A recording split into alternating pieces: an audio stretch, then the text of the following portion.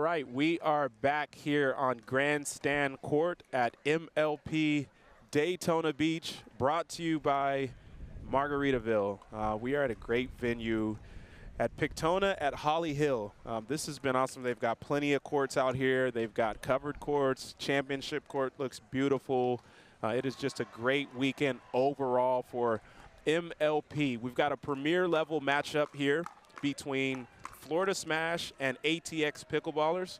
Currently, ATX Pickleballers are 1-1 in the standings, and Florida Smash, they've got some work to do. They are 0-2 so far on the weekend, needing this match here to really stay relevant and hope that they can get to the knockout stages.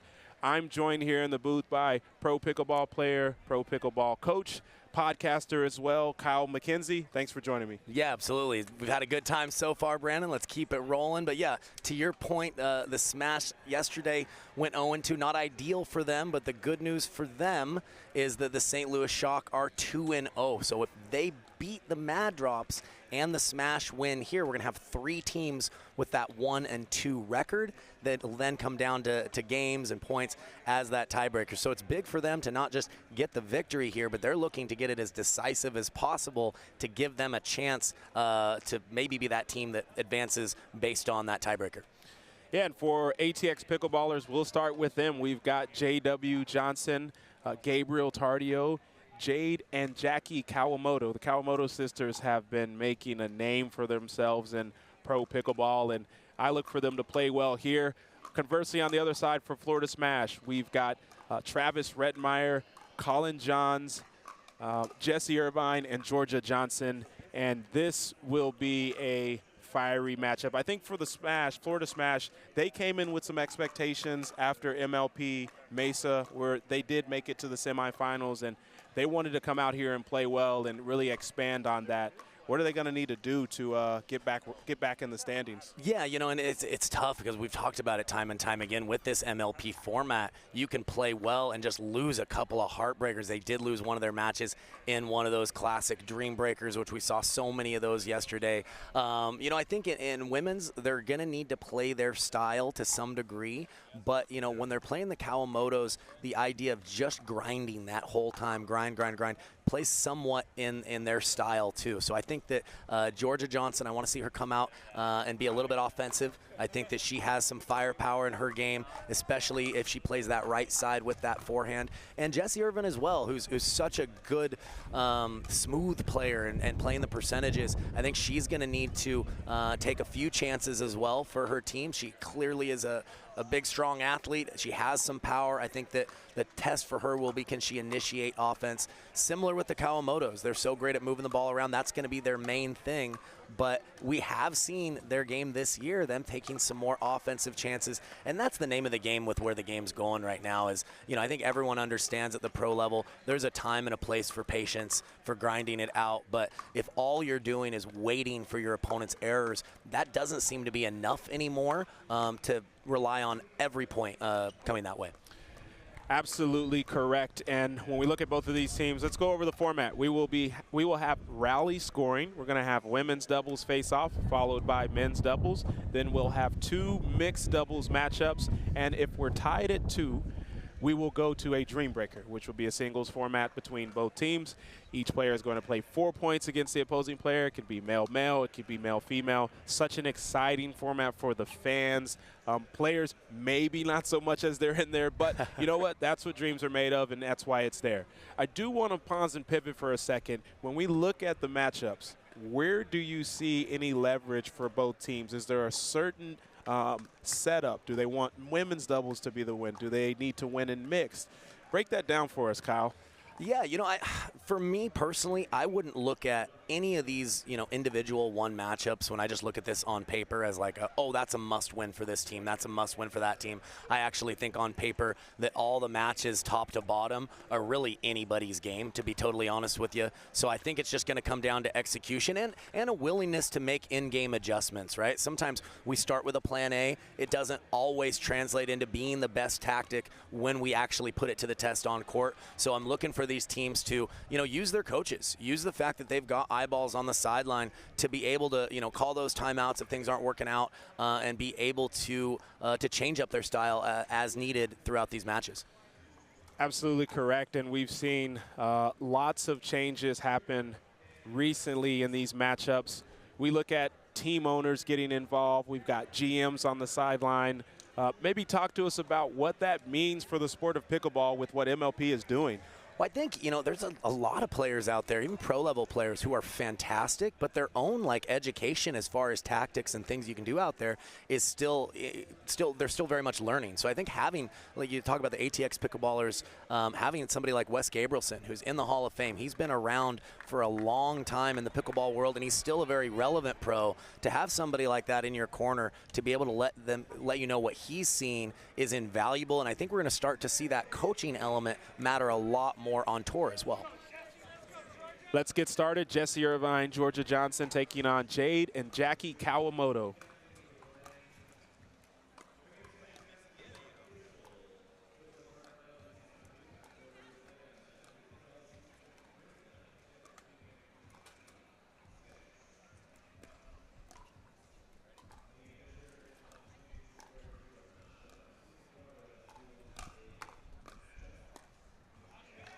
Kawamoto's handled the first speed up attempt there from Florida Smash.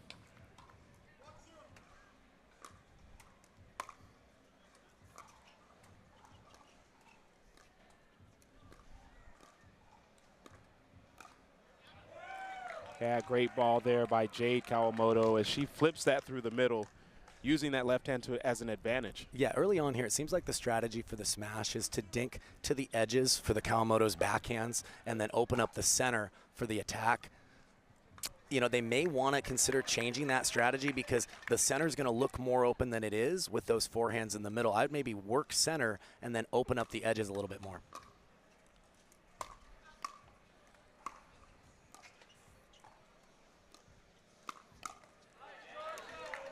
Johnson with the speed up there. She was ready for the counter, but didn't need to use it.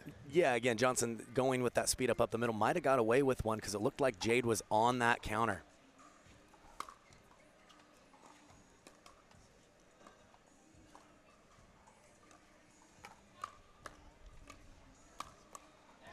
Big two-hand backhand there from Johnson as Jackie Kawamoto maybe hit a ball that was out.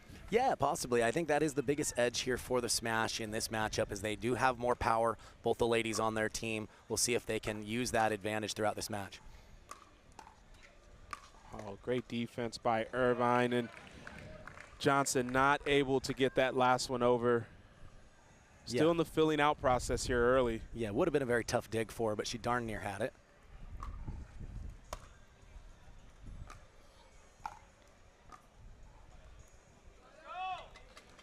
Jade Kawamoto unable to come up with the reset there. Ball back to the Florida Smash, up one.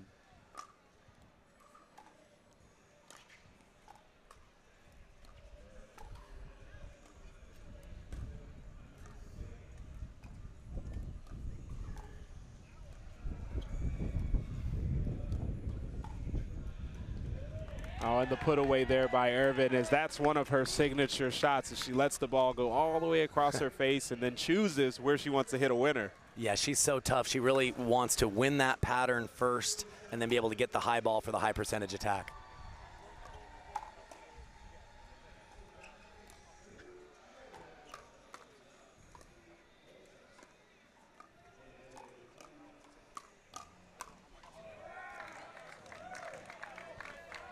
Just great play there by Kawamoto's as they fended off multiple attacks from Johnson and Irvine.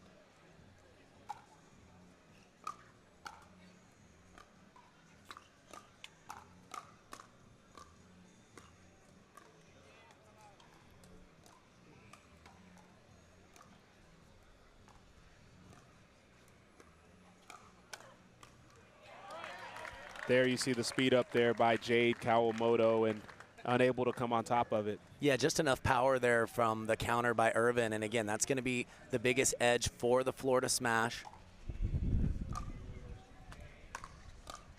Big drive from Johnson. Oh, and just gets that to go over.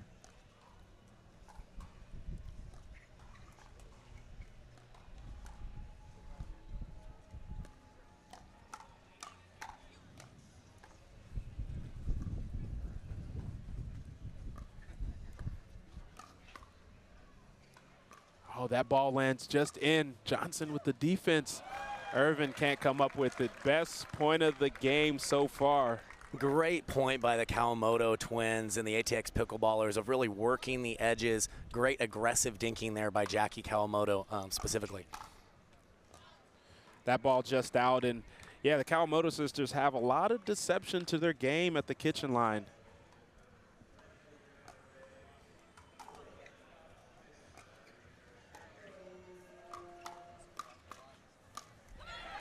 Jackie Kawamoto finishing it up herself on that play.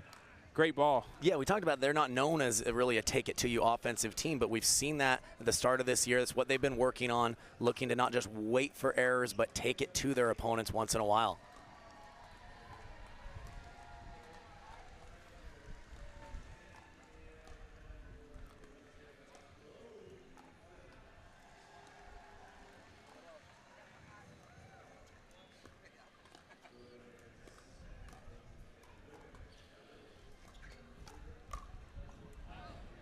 Oh, it was great defense by Irvine, and she took a chance on a low ball, but the placement of it made it work out in their favor. Yeah, I think she just surprised Jackie Kawamoto just enough that she wasn't able to straighten out the counterpunch there.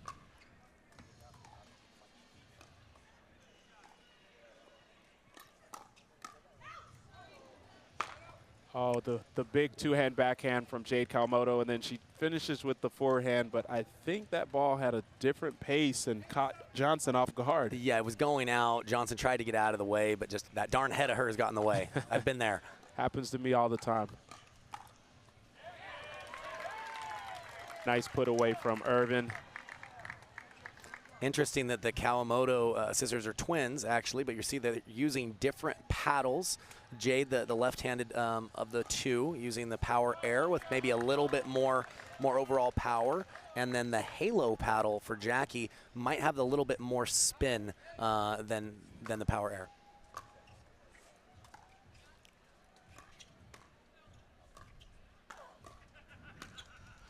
We've seen paddle technology be a huge factor lately in what these players are able to do and accomplish versus a few years back.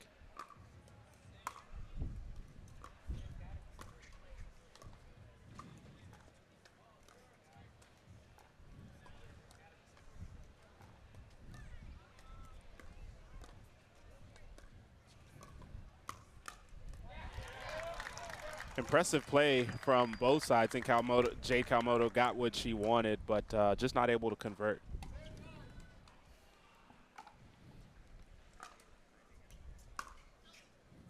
That drive long from Johnson. Yeah, and I think it's tough to drive that ball. I get that when it's a short return, you're wanting to drive, but if it's low by the time you get there, you really have to hit those drives with a lot of spin to keep them in the court.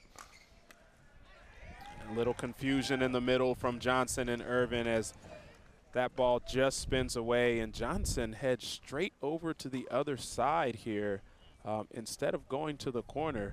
Just trying to cool off and think about what changes need to be made? Yeah, I don't mind it at all. I think she knows that there were just a couple of errors in her game that she's not happy about. I think she's taking that moment to sometimes just be by yourself for a little bit, center yourself. Yes, you want to be a united team, but at the end of the day, if you know that it's your error count that's the issue, I have no issue with her just, taking a second and trying to up her level of play and her concentration. Yeah, and with so much at stake, these players looking for whatever edge that they can get. We talk about the Kawamoto sisters and their game and the evolution of it. Just briefly, Kyle, what do you think their ceiling is? How good can they be? For the Kawamotos, yeah, no, I don't think they've hit it at all yet because they have the lateral movement, they have the anticipation. They've always been extremely consistent with not just dinking, but being able to move the ball around. And I just think athletically, as so many of these points go from offense to defense, they have kind of the temperament and the skill set to be able to do very well in that chaos, if you will. Not to mention the uncanny advantage of being twins. Right. Oh, a big ball by Jade, but she knows that's not going to work because it's just a little too high. Yeah, she has to stay lower with her body there if you are going to take some swings in transition. If the body's upright, the ball will tend to float on you much, much more.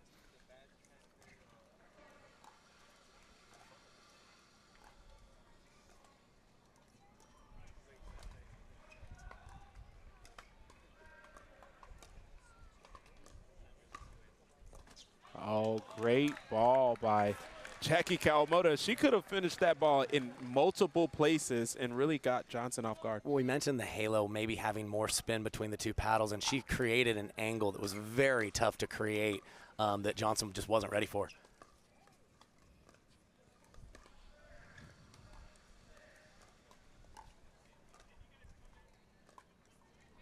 You know, it feels like ATX Pickleballers are taking over this game, but it's really only a 2-point lead, right? The game's still hanging in the balance.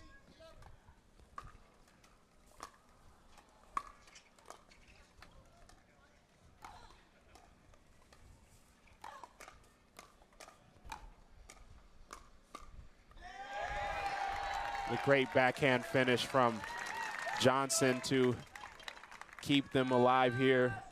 Lead down to 1 for ATX Pickleballers.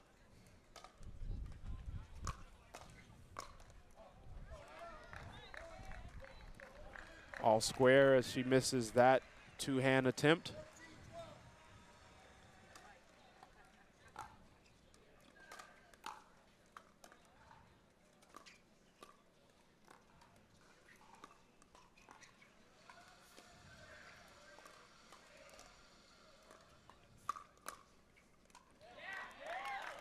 And that ball is good. Looked like it may have gone just wide until it bounced, and then it was in. Yeah, I'm not sure Jorja Johnson intended for that to go that close to the line, but great job being able to counter that back across her body to the open court.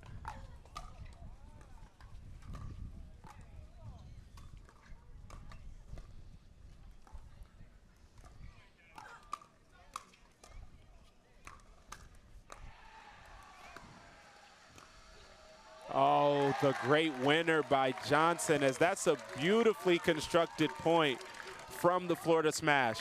Yeah, rare miscommunication by the Kawamoto twins on that ball in the middle, both of their forehands. A little tougher to know whose ball it was. The defense by Johnson, and Irvine comes in hot but lets that ball go, and it is long, and we've got a 1-point lead now for the smash. Yeah, Jessie Irvine showing her veteran savvy with understanding where she was at on the court. Great tracking ability to let that one go. Yeah, there's the power we talked about from Irvine, as whenever she can get a ball in that area for that backhand, that's not coming back. Yeah, that's the risk that the Kawamoto twins take with initiating offense, especially with the hands and the counterpunching, and with, like we mentioned, the power that both Jessie Irvine and Jorja Johnson possess. 2-point lead here.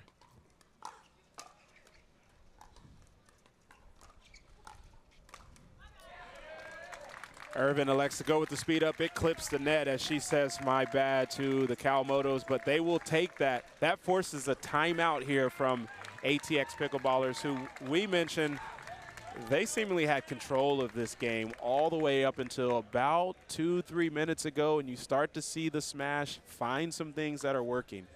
Yeah, I think Jessie Irvine specifically really stepped up her game. She was a little more intentional with taking some chances early, using a little bit more of the drive. Even the last speed up, she initiated that from just a little bit lower. But I think that's what she's going to need to do, and not just, again, just that idea of waiting for errors. There's a certain point where you just have to take it to your opponent, and I think she sensed that and executed really nicely the last couple of points. Jessie Irvine plays with a fire that is welcomed here in this MLP environment, and that is going to be needed if the Florida Smash have any idea of trying to make it to the championship here this weekend. 3-point lead here for the Smash. Irvine a little over aggressive there. Yeah, I like her looking for it, but you're right. I think by the time she got to that ball, maybe should have laid off of it just because of how low and how overextended she was.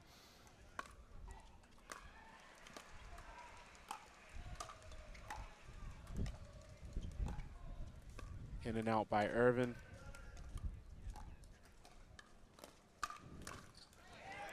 Oh, and you see there the one-hand flick from Johnson. It seemed to feed into what she wanted, but couldn't close.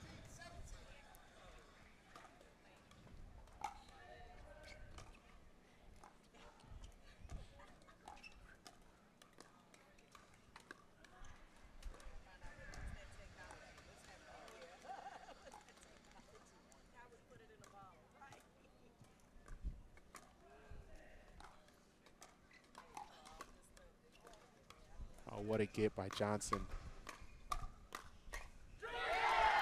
And then takes matters into her own hands. What a get on the sideline as she was just outstretched. Yeah, had to play a great defensive shot, but once she got on offense, she's known of having some of the fastest hands in the ladies' game. Showcased them nicely right there.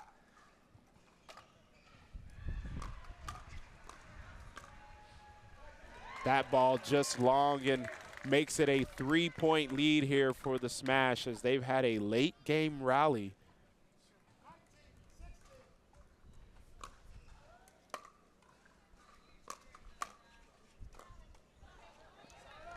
Johnson going with the drive, drop combo, not able to finish the second portion of it.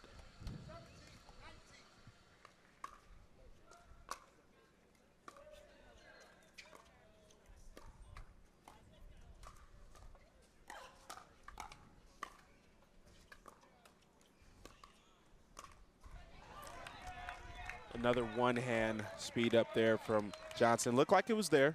Yeah, I don't mind the attempt. You'd rather get beat with a volley, though, and at least clear the net, but I don't mind the attempt at all.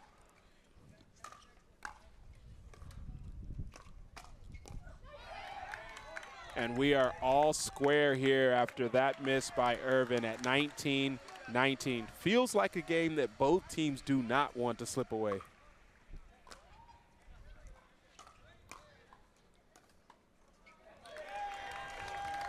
And we have our first frozen score here as Florida Smash have a game point opportunity.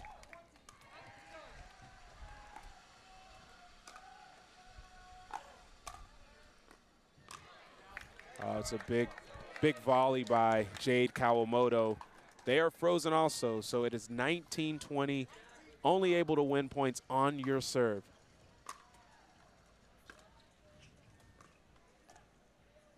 The ball just goes over.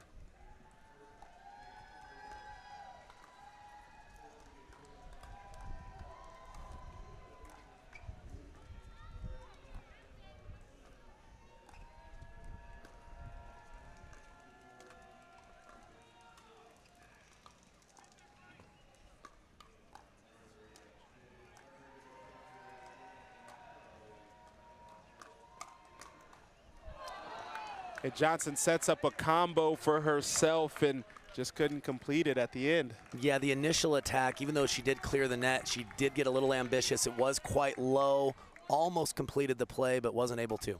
Must win by 2 now.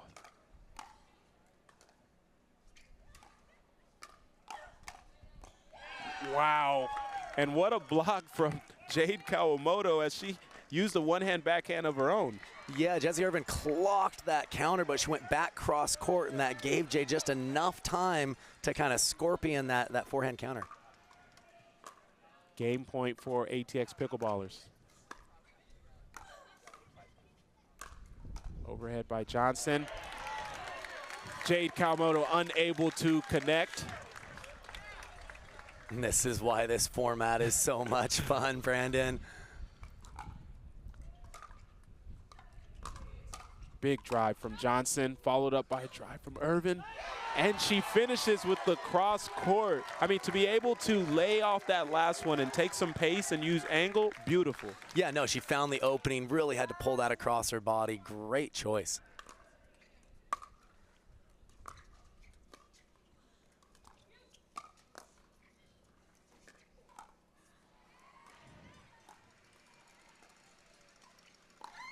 Irvine with the ATP, blocked by Kawamoto, and she finishes the last ball. Johnson calls it initially out, but, I mean, things happen so fast that she says that ball is actually in. What a play. What a crazy point when we're all tied at 21. ATP, the defense, then sliding across the middle to angle it off. That point had a little bit of everything. Good timeout here from the Smash. Yeah, Jessie Irvine was in trouble early in that point. She got out of it. They started to try to construct some things to have leverage, but in the end, Jade Kawamoto was able to, actually Jackie Kawamoto, excuse me, was able to finish with the two-hand backhand. Yeah, no, so well done. And, you know, talking to the ATX Pickleballers coach just a little bit before the match, you know, he talked about how they did in Mesa. They underperformed. They felt like he was not with them at the time. And when he came on or was hired on, he talked to the team and said, well, what's the number one thing we need to change? And they all agreed it was energy. Adjusting to this format, this team dynamic, bigger crowd, higher energy environment, you really have to embrace it. Otherwise, it really feels like a disadvantage out there. So they're doing a much better job of the team being engaged all the time, trying to bring each other energy, even on the sidelines. As you mentioned, Wes Gabrielson in the Pickleball Hall of Fame, now the coach slash GM of ATX Pickleballers, and doing an awesome job here. Let's see if they can finish it off, as we are tied.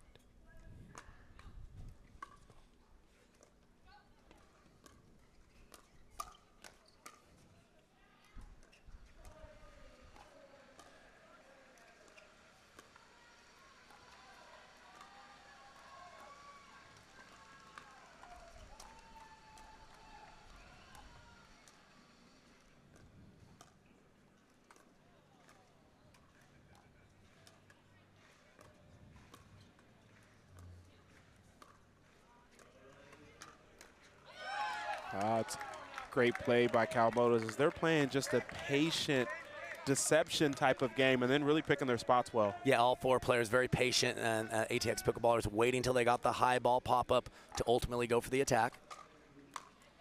Big drive from Jade.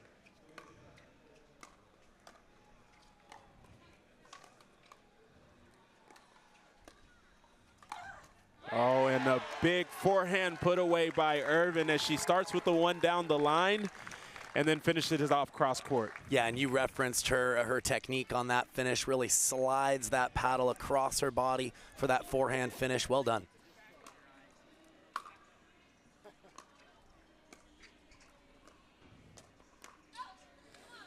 That ball long as Kawamoto sisters with another opportunity to clinch this game.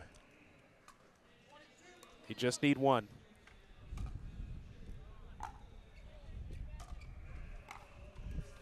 Irvine with the in and out.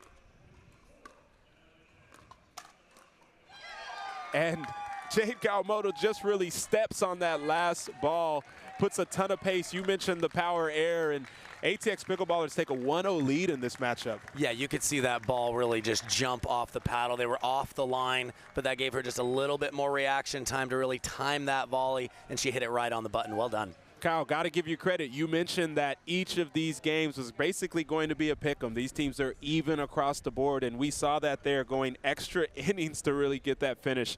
We got the men's doubles matchup coming up. J.W. Johnson, Gabriel Tardio against Travis Rettenmaier and Collin Johns. We're going to take a quick break and let these players warm up. We'll be right back.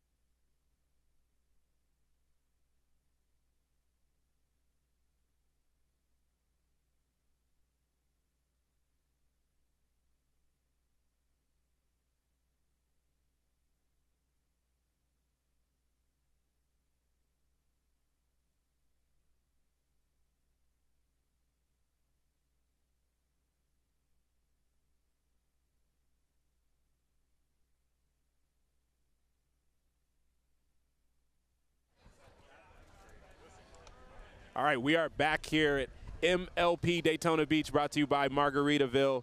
We've got the second game in this matchup between Florida Smash and ATX Pickleballers. Travis Rettenmaier, Collin Johns facing off against Gabriel Tardio and JW Johnson as Rettenmaier just pulls that ball wide. Yeah, and he's going to do that drive and crash style, look for that first volley more so than maybe anybody else on the court.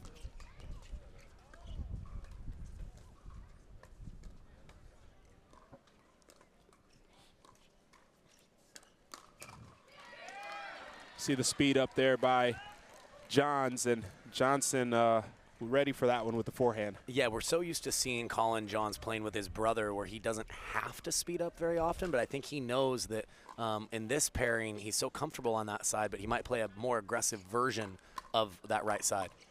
Tardio with a combo of his own to the backside of Rettenmaier, and he's able to close. Yeah, we've seen the right-sided players early when they get one or two forehands. They're pulling the trigger now early. We'll see if that trend continues.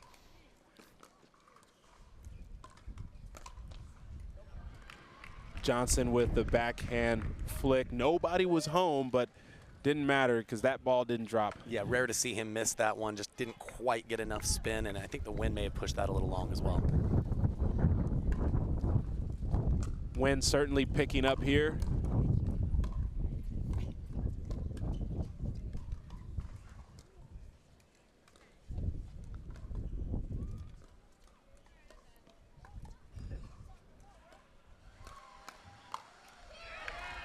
Oh, great play. Tardio faked the early attempt early. Rettenmaier chose to speed one up and started, and then Tardio finishes with the two-hand backhand. Yeah, I like his choice of using two there when that ball's really high. A lot easier to get down and be stronger in that upper quadrant. Johnson just off on the third.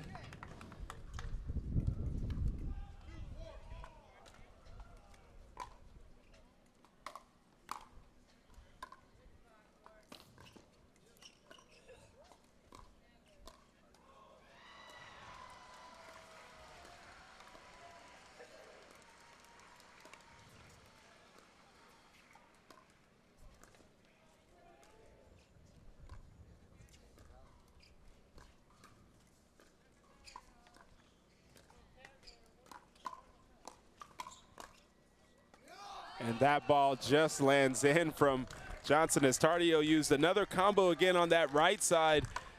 How'd that ball land in? Yeah, I think it wasn't hit at full pace, and that's why it was able to drop. Rettenmaier realizing that if that was hit a little harder, the angle would push it wide, and just a little fortunate there for the ATX Pickleball squad. Rettenmaier choosing to speed that up, and I think that's when he's in his element there. If he's at the kitchen line, able to hold on the ball and then speed up with his forehand, he trusts his hands.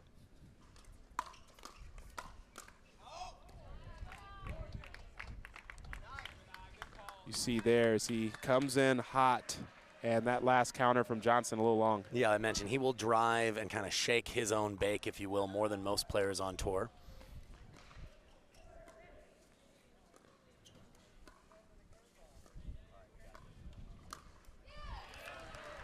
That ball a little too high from Rettenmaier there. I think maybe some confusion from him and Johns. Yeah, I think the ATX Pickleballers seem to be really wanting to move the ball around. They're not afraid of the middle dink right now. Again, these players often don't play with each other outside of MLP, so sometimes there's just a little bit of a learning curve as far as which ball is whose player. There you see the forehand speed up by Rettenmaier.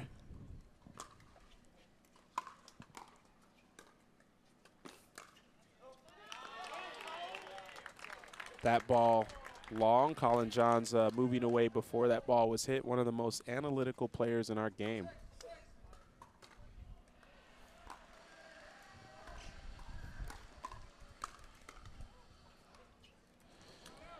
And that counter from Johns just long. Yeah, so a tight one here, 7-6 with JW Johnson to serve.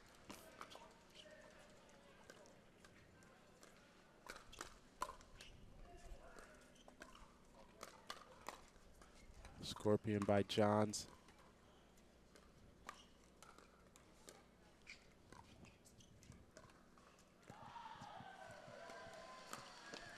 Oh, and that ball just a little too thick from Rettenmaier, and Johnson able to just put his hand in there and flick it down the middle. Well, he found the perfect spot with when Johns goes down on one knee for that scorpion. His left hip is that vulnerable area, and JW hit it perfectly. 2 straight combos there. And again, that same location to the left side of Collin John's body.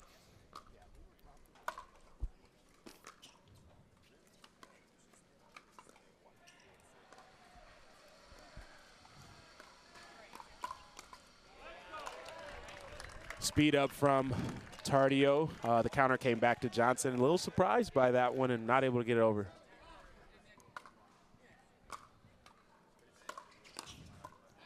Yeah, big drive by Rettenmaier, but that 2-hand backhand of Tardio proving victorious in that rally. Yeah, it's a risk of the drive and crash. If the volley's very good and they get down on it, you're running moving while you're trying to play the next ball. We talk about the temperament here of Tardio and making sure to balance risk versus reward. That drive a little bit long, maybe amped up from the last play.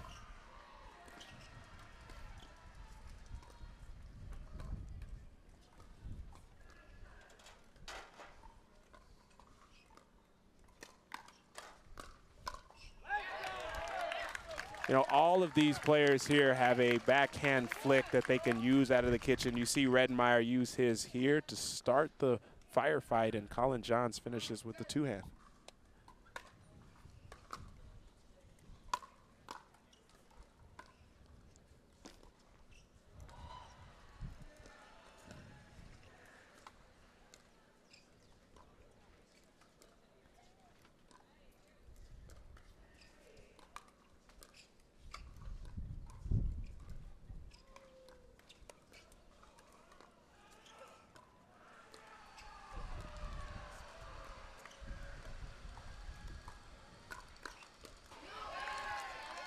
Rettenmaier takes a chance there on a ball that did look juicy, but Tardio ready for the counter. Yeah, just great point by all 4 players. It was a really good attack by Rettenmaier, just a better counter by Tardio.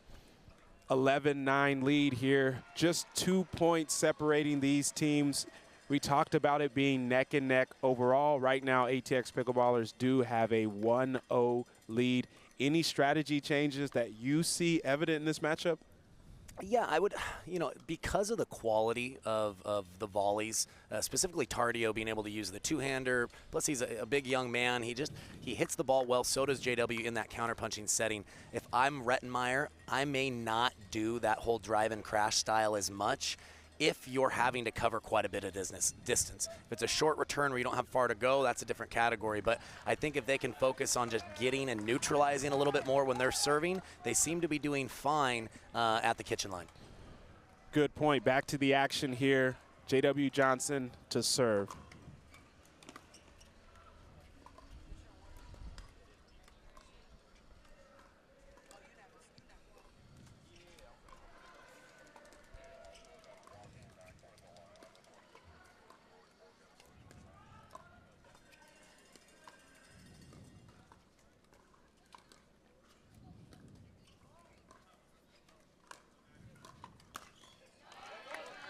There you see Rettenmaier being a little bit more delicate with those middle balls, but one just floated a little too wide. Yeah, JW Johnson, especially out of the air, does not need much daylight to be able to come up with a lot of offense on both sides.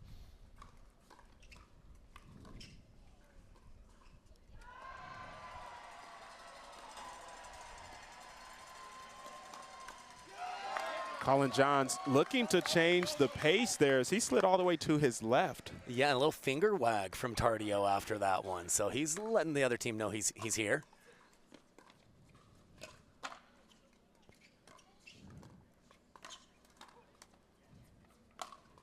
Overhead by Rettenmaier. Wow. Some fast hands all around, and Rettenmaier throws his hands up saying, well, what else am I supposed to do? Yeah, and I think at the moment they're just going to have to find a different location on their attacks. The last 3 or 4 times they've tried going to that outside hip of Gabe Tardio, and he's sliding to the side and getting enough spacing to be able to hit really nice backhand counters at the moment. ATX Pickleballers sporting a 5-point lead here. And we talk about the implications of this match. Right now, Florida Smash, they are 0-2 in group play. 0-3 would make it all but over for their weekend. And for ATX Pickleballers, them being 1-1, they're looking to take this match and hopefully get to the knockout stage. Well, and they potentially could have a situation where they win this match and they don't advance, depending on how the LA Mad Drops do against the St. Louis Shock. So they're not just wanting to win, they're wanting to really be greedy with get as good of a point differential and a game differential as they can come away with. Good point.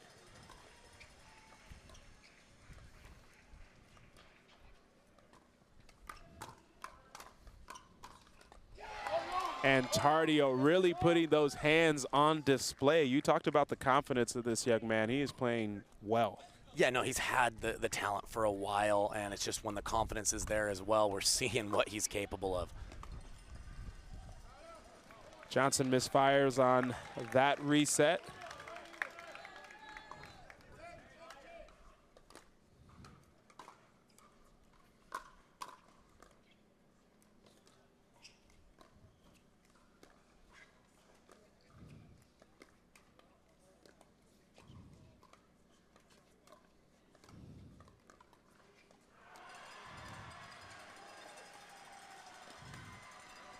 Oh, and the speed up by Johns, and I think because he's sliding so much to the left, maybe just got off-centered a little bit. Well, he's aiming for a very small target because of the respect of the J.W. Johnson counterpunch with that backhand, just ran out of real estate.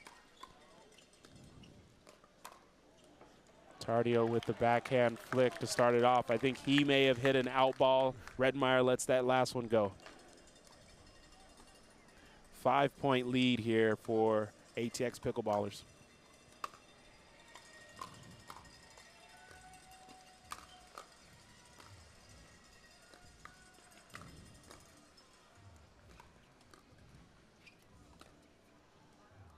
Collin Johns putting on a clinic, as he so often does, from the mid-court area with resets. I was going to say, we've seen him do that once or twice. 4-point lead for ATX Pickleballers.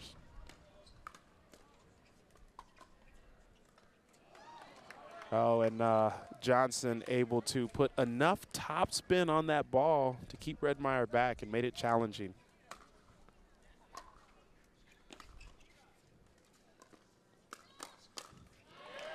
Wow, there you see the adjustment by Johns as Johnson goes for the backhand flick. Johns is there. Yeah, he tried to go to the body that time and not able to work. Really, if you go anywhere other than that low hip, left hip area, you're going to be in trouble. That scorpion is such a tough shot to get through. It's why you see more players using that when they're being attacked. 5-point margin separating these teams.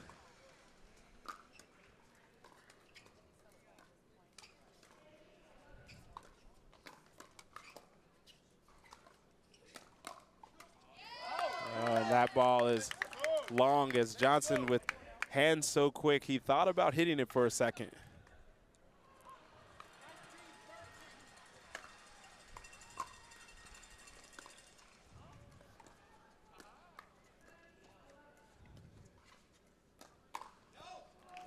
The speed up by Johns, as they've made a strategy change on their side. They've got Johns on the left side, looking to create some offense. Yeah, well, I think just throwing a different look. Like what they were doing wasn't working, and I like that Johns was able to find the forehand there of Tardio.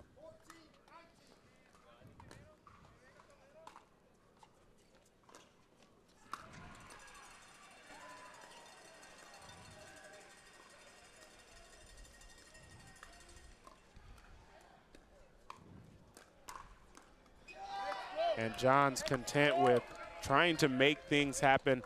You know, you can't fault him here in this situation. He's trying to get his team closer. Yeah, but when you try to find the forehand from more the middle, Tardio is able to simplify his coverage and still play that with a backhand counter. So I'd like to see him speed up to that forehand side when he's got the ball more on the edge. First game point, the Ernie here from Johns.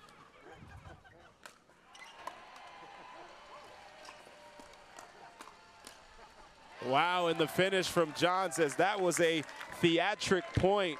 We had J.W. Johnson throwing his hands up, making noises. Tardio flipping it through, but ultimately Johns finished it off.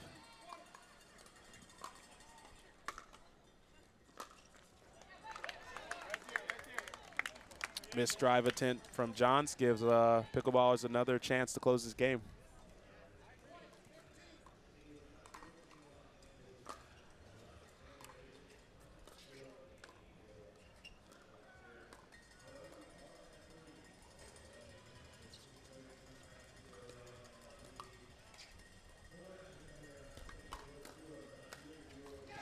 Johnson with the overhead and the finish, and ATX Pickleballers take a 2-0 lead in this matchup. And I was especially impressed with Gabe Tardio, even on that last point. Very, very smart. He stayed in that up-the-line pattern with Collin Johns, showing some restraint, waiting for Johns to come at him first, and his backhand counterpunch was really the difference in that match. The Florida Smash just weren't able to find a good location when they did get an attackable ball.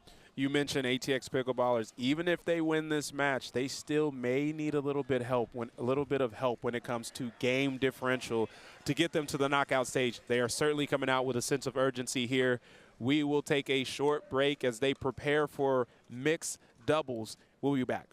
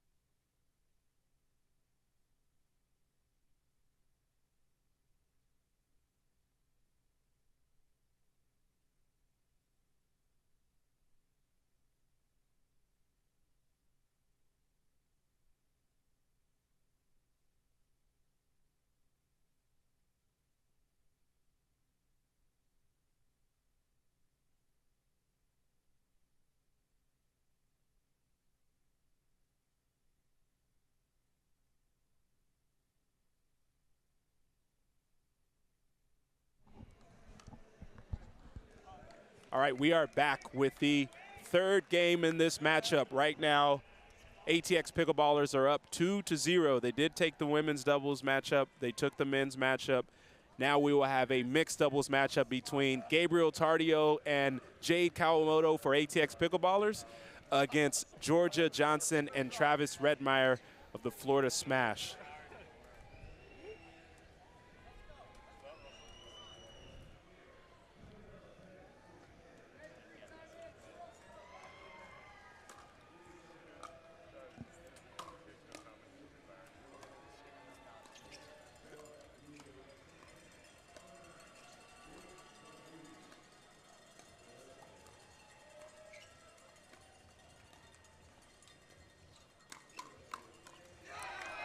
And Tardio picking up right where he left off in the men's game. Yeah, he played fantastic in men's, but it's a little bit of a different adjustment. He wasn't really needing to play a lot of court in men's. He was more waiting and just counterpunching. Here he's going to need to take it to the smash, and he certainly did on that first point.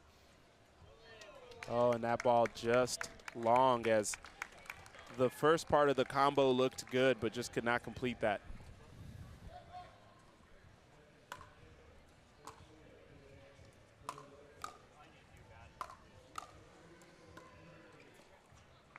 Rettenmaier misfires on the reset here. Yeah, I like the shot selection. He was balanced, he was controlled, just couldn't convert there. He's going to obviously need to clean that up to give his team a chance going forward. See the miss return there.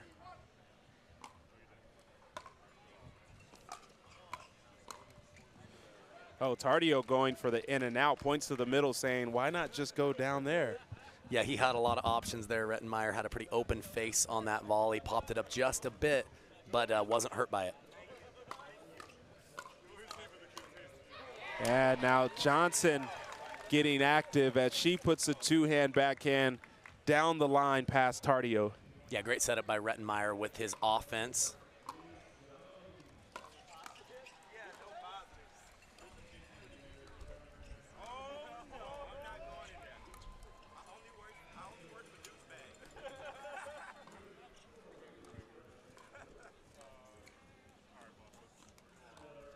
The lob by Tardio, and Johnson can't connect. That's a difficult shot, the two-hand backhand overhead facing the opposite side. Yeah, great location on the lob over the left shoulder of Jorja Johnson by Gabe Tardio there. And Rettenmaier handles that attempt beautifully from Tardio.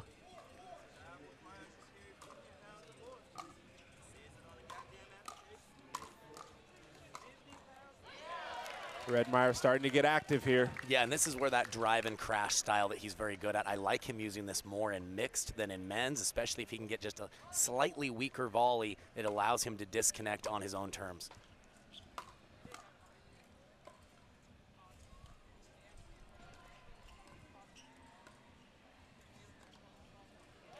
And Rettenmaier, great job on the dink placement. A little too far for Tardio to go. Yeah, he recognized Tardio was clogging the middle, kept him honest with a nice aggressive dink behind Tardio, and that was the right choice in that moment.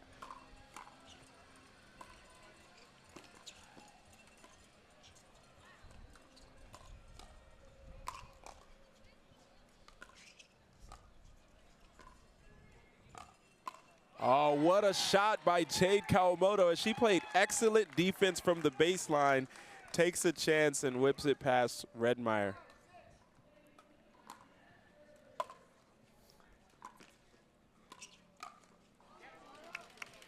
Unable to convert there. It was a good look for Jade Kawamoto, though. She read that one well, but Rettenmaier kept it just low enough to the net to earn the error.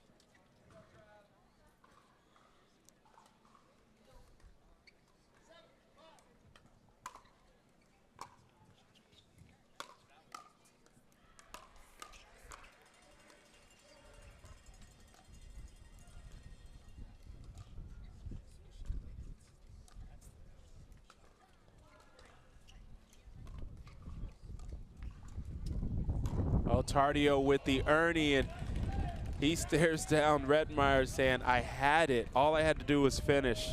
Tough ball. Yeah, good read. He had to come from a long way, but it really wasn't that high from Rettenmaier. It was just close enough to the net to get the error.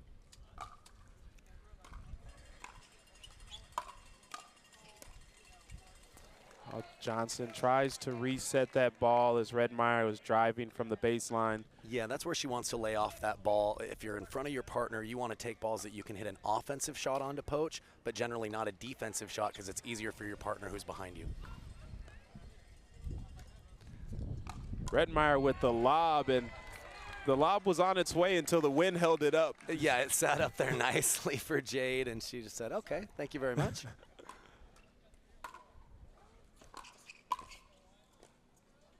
As a big drive by Tardio, handled well from Rettenmaier. Yeah, he didn't just make the volley, but he was able to put enough on it to actually earn the error from Jade on the very next ball. 2-point lead here for the smash.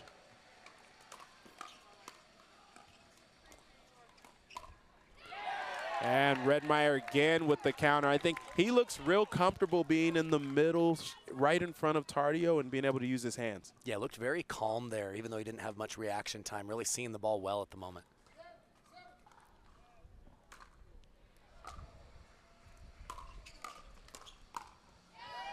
Tardio with that two-hand counter that's so deadly there, as the deficit is 2 for ATX Pickleballers. That ball is long and will push us to the changeover here. A 3-point lead from the Florida Smash. They are playing well at the moment. Rettenmaier is being active. Tardio on the other side started out the same way. Maybe deflated a little bit of the energy due to what the Smash have been doing. Yeah, I think if you're a fan of the Florida Smash, you got to like the body language right now. Travis Rettenmaier specifically being a very supportive partner to Jorja Johnson. They're high-fiving between points, really bringing each other up.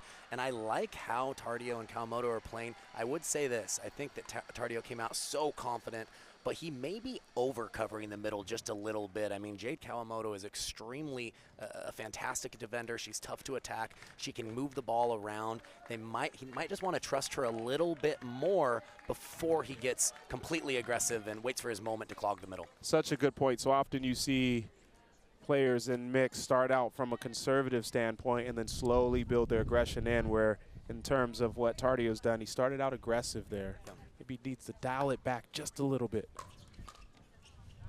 Oh, the drive by Rettenmaier. To your point, Kawamoto ready to handle anything coming her way. Yeah, she's not easy to attack and doesn't make a lot of errors either.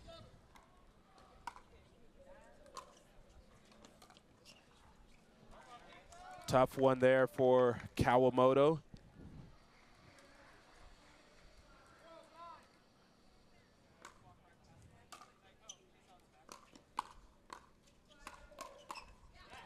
There you see Rettenmaier with those hands once again. I think from the positioning of Tardio and Kawamoto, I'll say their bench definitely mentioned letting Kawamoto do her thing on that side.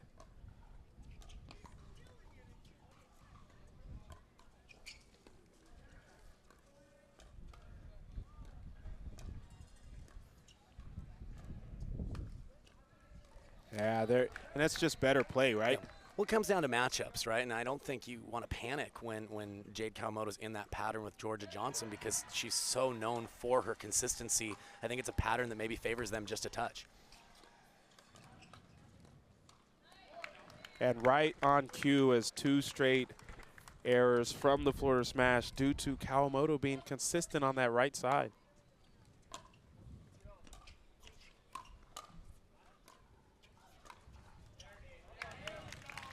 Unable to connect there as Rettenmaier really putting the pressure on. Yeah, he created a lot of angle from the middle of the court with taking the outside edge of the ball there. Really pushed Kawamoto back and made her last shot very difficult.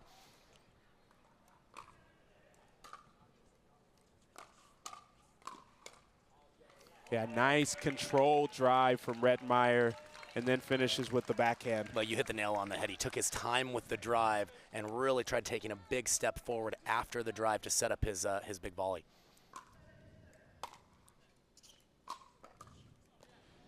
Tardio squeezes over to help on that drive that's created some problems for them and makes an error. And ATX Pickleballers want to talk things over as Coach Wes Gabrielson says, let's come over, take a deep breath, and figure out what we need to do to get back in this game. Yeah, it's a smart timeout. You know, 5-point lead in rally scoring is a bit of a deficit, right? So you want to stop the bleeding right now. Just center yourselves, come up with a game plan to close out this match. Obviously, you're at a disadvantage, but you want to put your best foot forward and see if you can apply a little bit more scoreboard pressure right now to the smash. Or playing very confidently. As we mentioned, this match very important right now. We've got ATX Pickleballers up 2-0. They are also 1-1 in the standings, and Florida Smash are 0-2 currently in the standings. And the last thing for the Pickleballers that they want is to lose the leverage that they've built and the momentum on this particular game. Yeah, you want to focus on what you can control. They can't affect the other match, you know, but if they can win all 4 of them here, they did their job today and let the chips fall where they may. They don't want to lose any matches because it might be a big deal in that game differential. I'm not a fan of letting chips fall, but that's okay. Missed drive there from Johnson out of the timeout. Makes the timeout a good one. Lead down to 4 for the smash.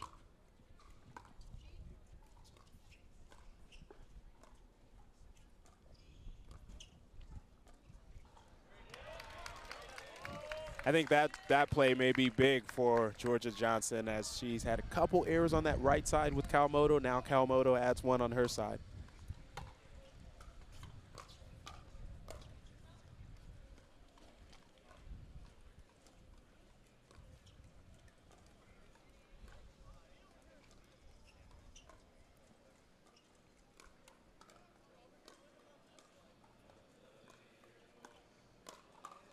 Oh, great ball by Rettenmaier. Whatever his corner has said to him early on, he is playing a fabulous game now.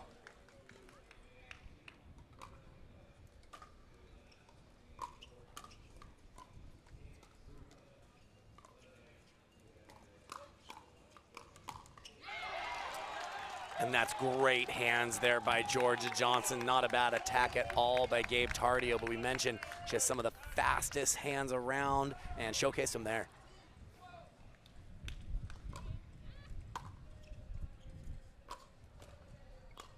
Oh, the drive from Rettenmaier, and Jorja Johnson comes in to clean it up. They are firing on all cylinders right now for the Florida Smashes.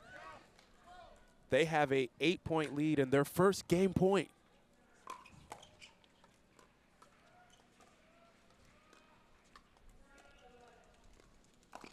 Tardio with the Ernie. Great fake towards the middle.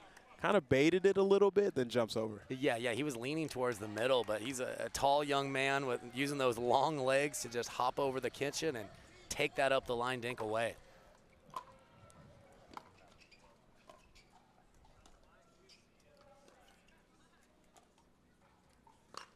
Oh, Johnson goes for the ATP, not able to get around it enough. There's a Selkirk bag in the area that she wants to remove. You know, sometimes the slightest thing you see in your peripheral makes it tougher. It just makes you hesitate just a little bit, and that might have been what happened on that one.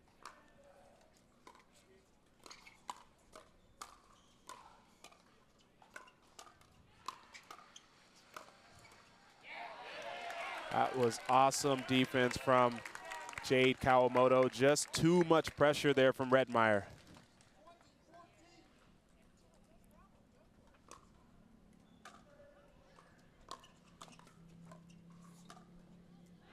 Oh, Kawamoto makes that ball there. That's a tough one, using your forehand all the way on that side. Yeah, Rettenmaier was going to make her find the court there. Off the paddle, looked like it may go either wide or long, but perfectly measured by Kawamoto.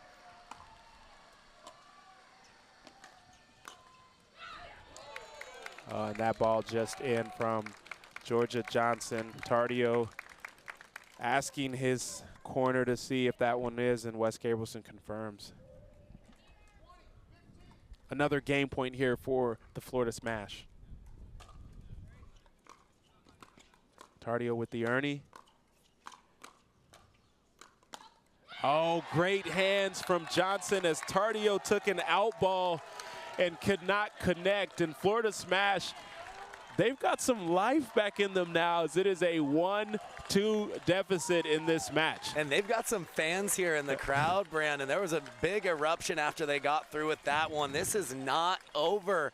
2-1 here. Let's see what they can do in the other mixed pairing. Fans on the edge of their seats. We've got one more mixed doubles matchup, which will decide a lot of things for us. We may be going to a Dreambreaker. We may be done with this match.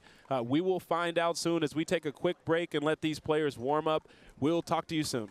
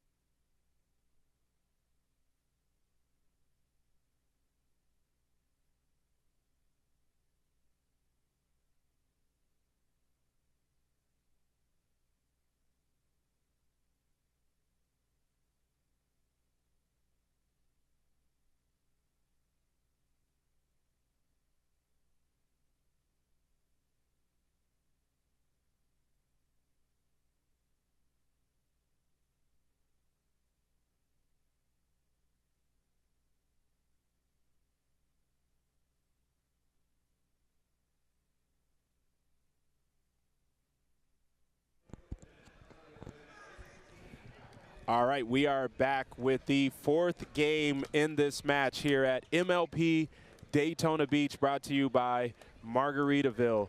We have J.W. Johnson and Jackie Kawamoto facing off against Collin Johns and Jessie Irvine from the Florida Smash here. Right now it's 2-1. ATX Pickleballers are up.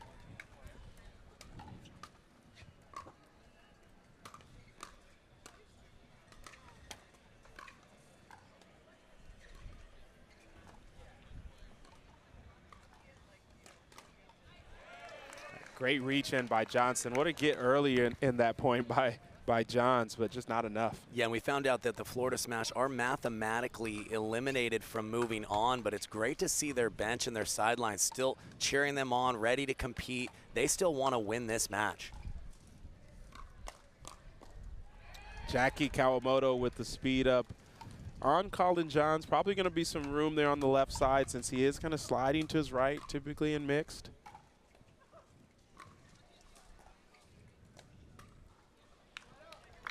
Good misdirect by Irvine there. Yeah, she really holds that ball on the forehand a lot longer. It can hit all the spots with kind of the same visual look.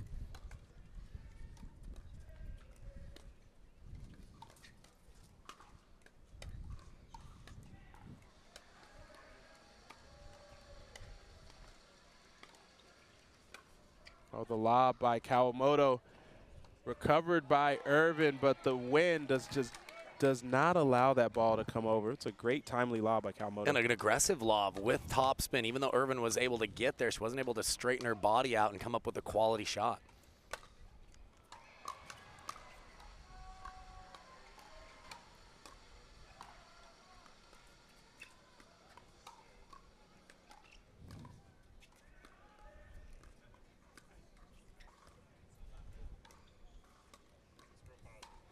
Oh, the ball just goes over.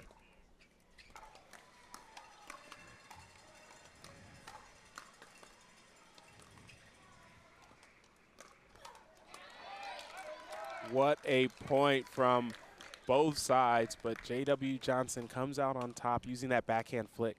Yeah, tough proposition if you're Jessie Irvine. She actually had a high ball to be able to attack, but just so tough to attack at J.W. Johnson, whether it's off the bounce or out of the air. A quick 3-point lead here for ATX.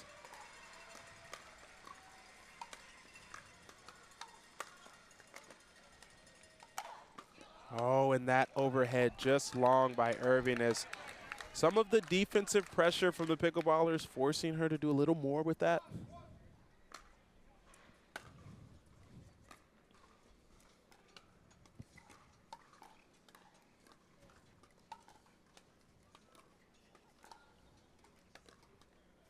Another lob by Kawamoto. The tweener from Johns does not go through. That's 2 successful offensive lobs from Kawamoto. And Brandon, she hasn't just made 2 lobs. She's made 2 perfect lobs. A pretty unbelievable touch by her. The miss there by Johns, and this seemingly is getting out of hand quickly. 6-point lead.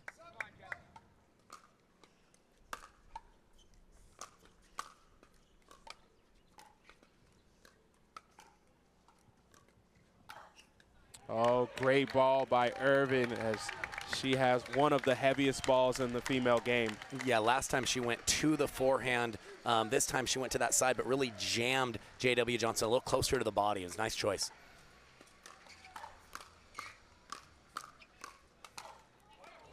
Oh, it's great defense by Johns, and ATX Pickleball has just come up on top of that one as Irvine can't connect. Yeah, she was a little early there, Brandon.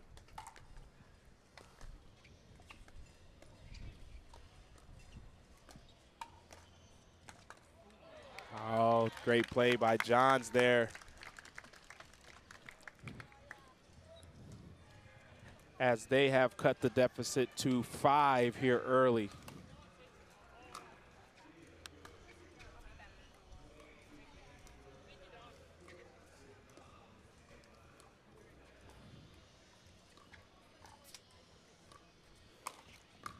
Another lob from Kawamoto, and while that lob was short, she almost got herself out of trouble with the two-hand backhand at the end of that. Yeah, it looked like she only missed by an inch or two for another clean winner. Wow. Great leaping ability from Johns.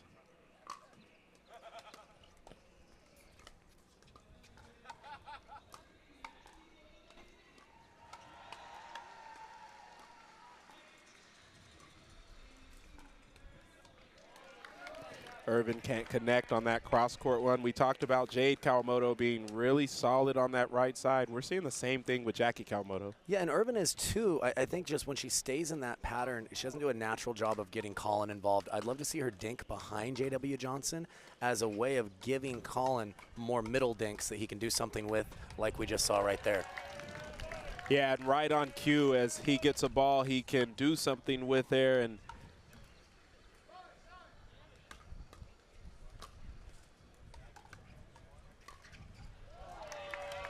the drop from Irvine, unable to connect by Kawamoto. Seeing a little momentum shift here for the Florida Smash.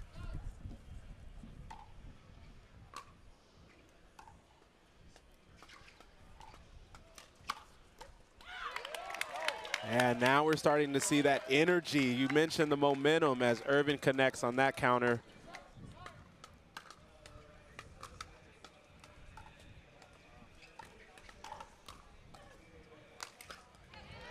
Oh, and Johnson puts an end to that run. Yeah, and I don't mind the play from Irvine. She had a good swing on the first one. Took a big swing again on the second one, though. It looked like she was just a little bit jammed.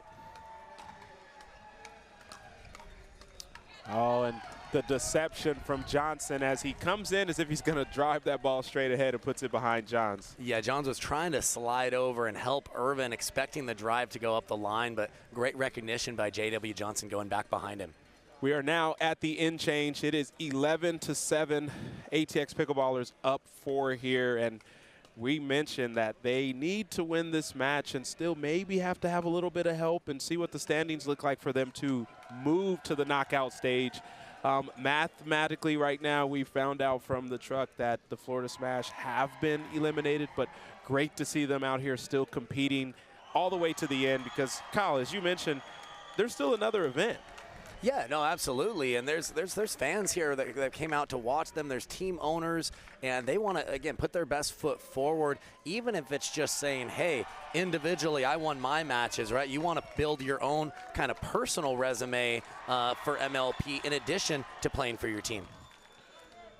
Wise words from Kyle McKenzie there. Back in play, 4-point lead for ATX Pickleballers.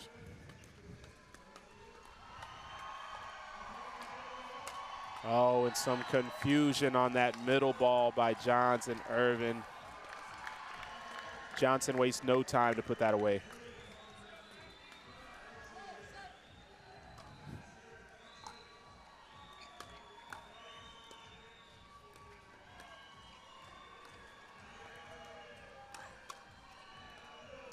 Oh, it was a great counter by Kawamoto. She was on it, but just misconnect a little wide on that. Yeah, Irvine got it just enough into the body where when Kawamoto rotated, inherently she is going to pull that ball wide.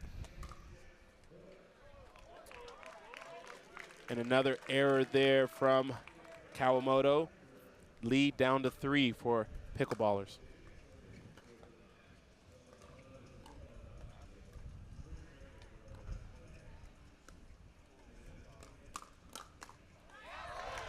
And Kyle, right on cue, what you mentioned earlier.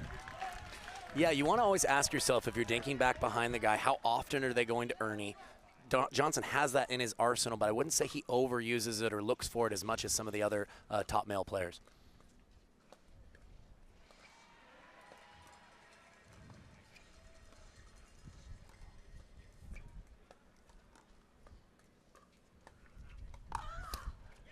Irvine with the ATP, one of her signature shots as she goes out wide with the forehand and really puts a lot of pace on this ball.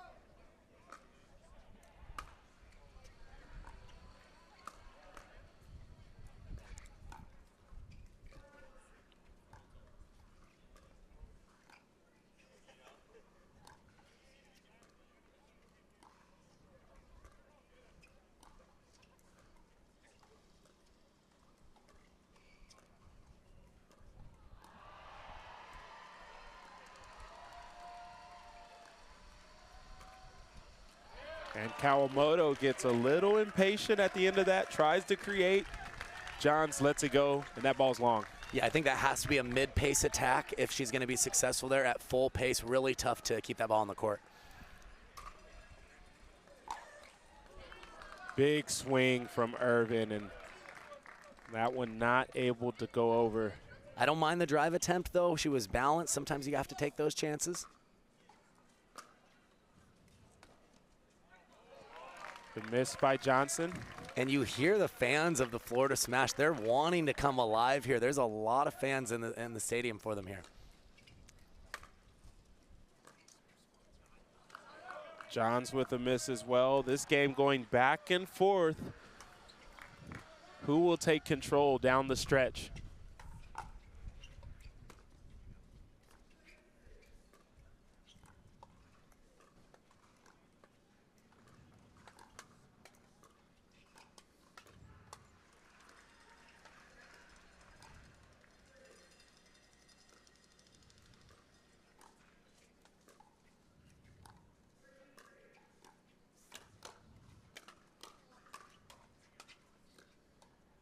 The reset by Johns.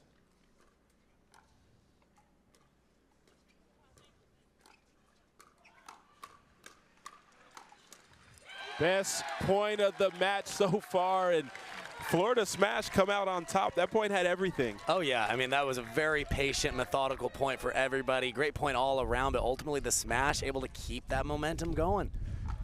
All square at 14.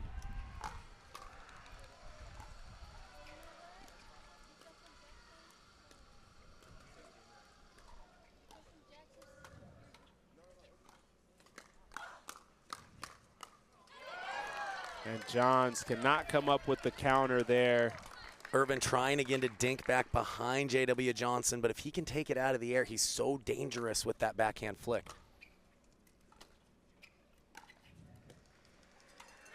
Oh, good misdirection there by Irvine. You mentioned going behind Johnson, and as long as she gets that ball to bounce, there's a chance. Yep, absolutely.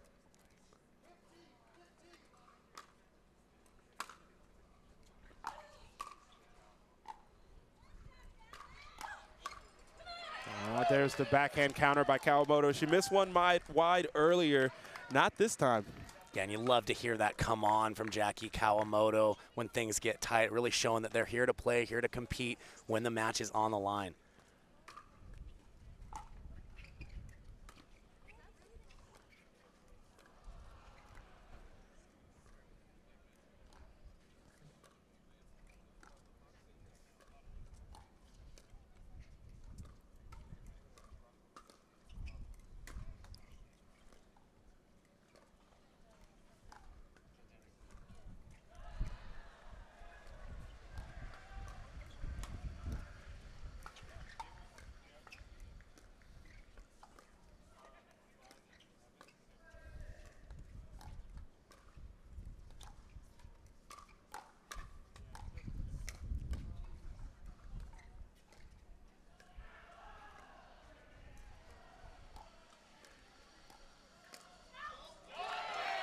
And that ball is out from J.W. Johnson. The patience shown by Florida Smash to handle all of the attacks and really be poised down the stretch.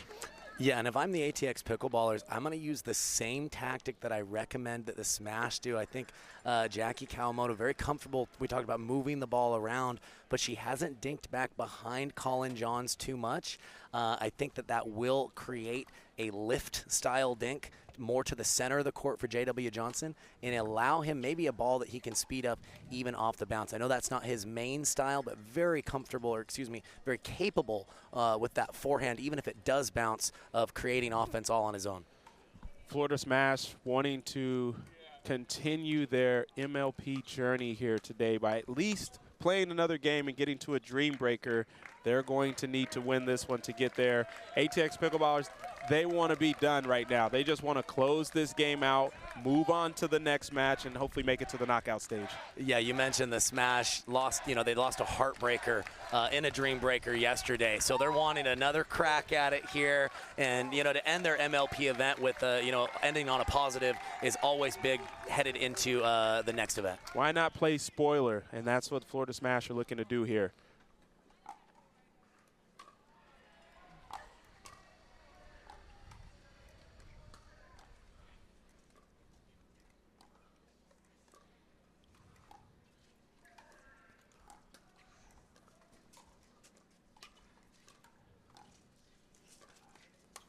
Lob by Kawamoto.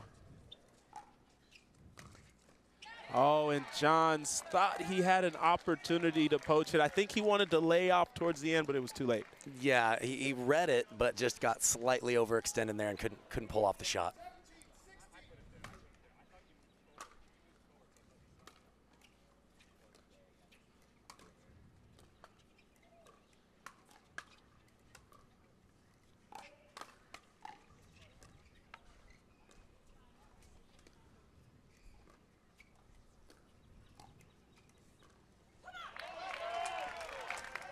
Great play from Irvine during that point as she took a chance out wide on Johnson, handled it, and then played steady cross court.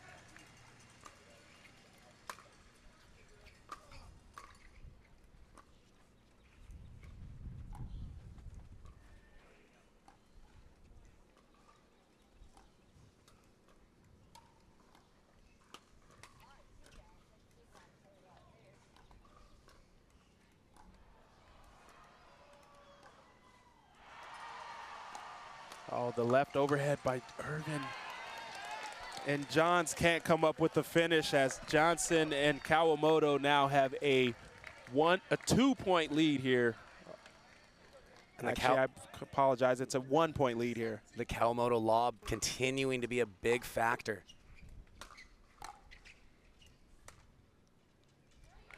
Oh, it was a great block there by Irvine. Yeah, she's got some great depth on that volley, really pushed J.W. Johnson off balance on his last drop attempt. More and more fans creeping in to watch this matchup down the stretch.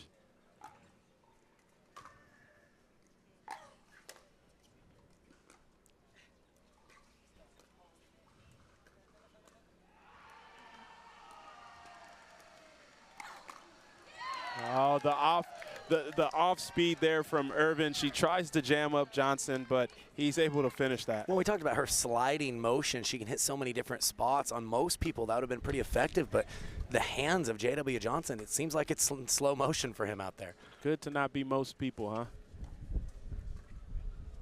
Oh, and that's one that she likes. She's like, all right, I'm not going to go J.W. Johnson's way on this one. Let's just put it away cross court. Yeah, it was a little higher. She could kind of put her full strength into that one.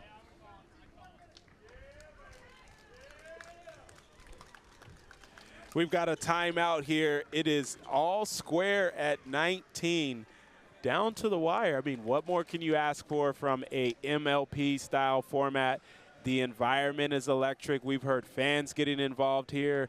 All of these players are really individually invested, as you mentioned, in coming out on top of these games. Yeah, no, they're playing for their teams. It's a team atmosphere, but when you know you're not going to advance as a team, there's still a lot to play for individually, for pride, and like I mentioned, for your resume, for just the MLP reputation, right, which is kind of its own thing a little bit. There's certain people that really shine here, and you want to be one of those people. So this has been a great match to watch and great bounce back from the smash. It's tough in rally scoring when you come out just a little bit flat. I think they were down 7-1, 8-1, and they've chipped away and made this back and forth down the stretch.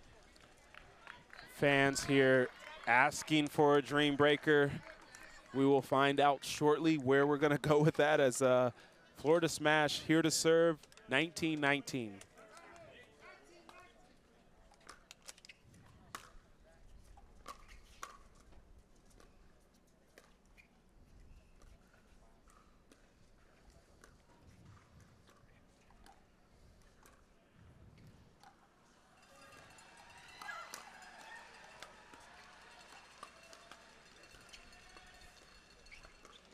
Oh, Johns with the Ernie, and because he did the Ernie in and out with his forehand, Johnson got a little jammed up. What a play. Was that a misdirection Ernie that we saw? I'm not sure if that was on purpose or by accident, but either way, it was just what the doctor ordered to give the smash a game point.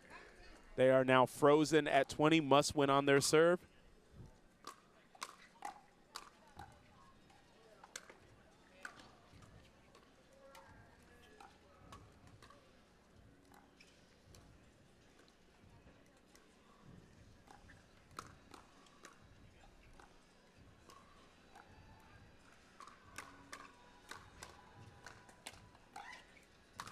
Oh, great finish by Johnson on that play, and really great fight overall by Kawamoto and Johnson to even get to that position. Yeah, I think it was a great point by all four players. Great reflexes by the ATX Pickleballers to ultimately come away with that one.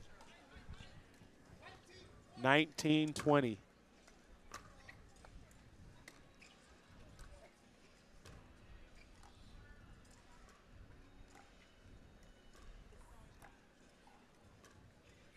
The lob by Kawamoto, the left-hand finish. Oh, and Johnson finishes with the overhead, and that ball looked to be as if it cracked when he hit it. Yeah, based on the trajectory, that thing really should have come up. It should not have died. I believe the power of J.W. Johnson just kind of broke that ball. It's going to come down to referee discretion, I believe, here. We'll see what the call is. Thankfully, we've got referees here on standby for us as well. Question for the referee: if we have a situation where J.W. Johnson did just hit an overhead, the ball cracked mid-play, are they able to replay this?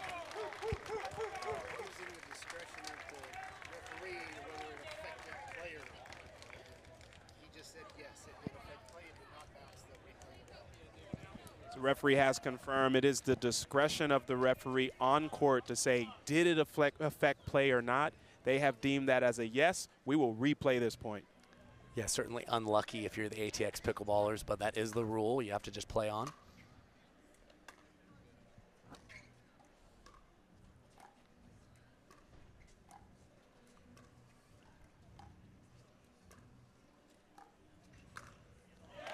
Oh, and you see that brand new shiny ball out there in the sun, and Johnson not able to come on top of that. Another game point here for the Florida Smash.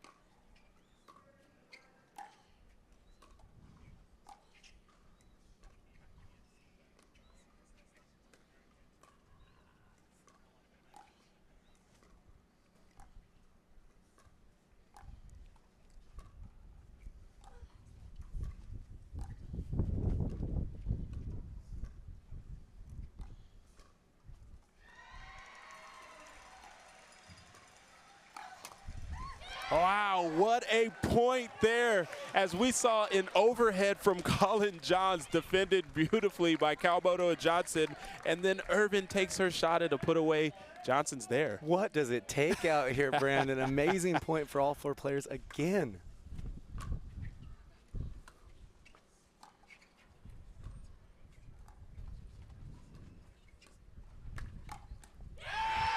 The backhand flick from Johnson. I thought it was the appropriate one to attack, but Irvine was looking for it as well. What a counter. Yeah, so clutch from Jessie Irvine all weekend long. When J.W. Johnson sinks his teeth into a flick, not many people can handle it. Huge from her. Another game point attempt here for Florida Smash.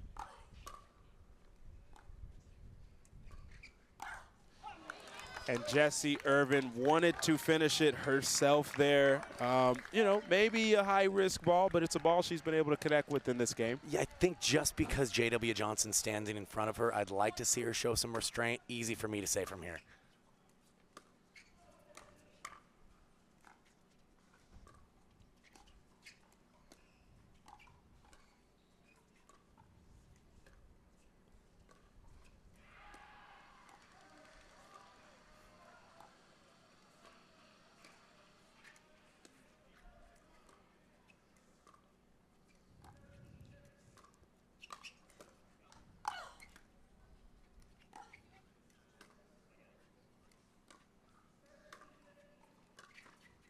Ernie by Johns.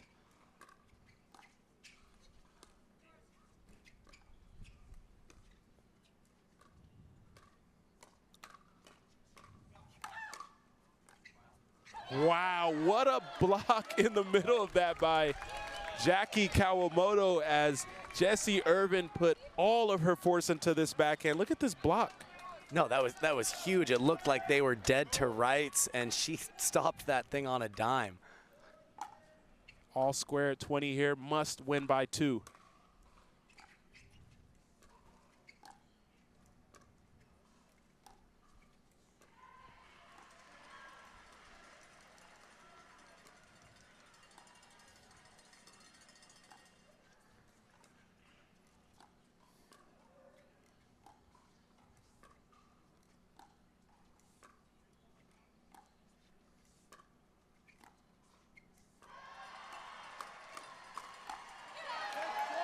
Johnson finds a ball, he can attack, gets in there, and yeah, after a few exchanges, able to come out on top of that. Yeah, the one thing I'd like to see Jackie do is when she dinks back behind Collin, show the Ernie look as a way of getting that ball to J.W. Johnson.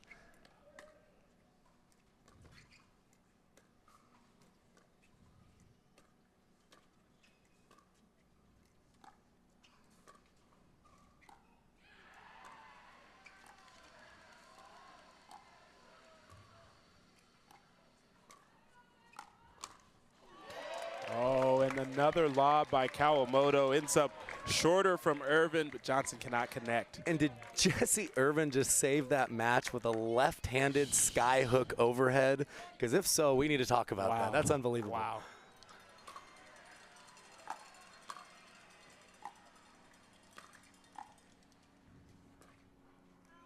Oh, that ball wide. Hasn't happened all game there from Kawamoto, but that puts us all square at 21 here. It's become standing room only out here, Brandon. We've doubled the size of our crowd in the last 5 minutes.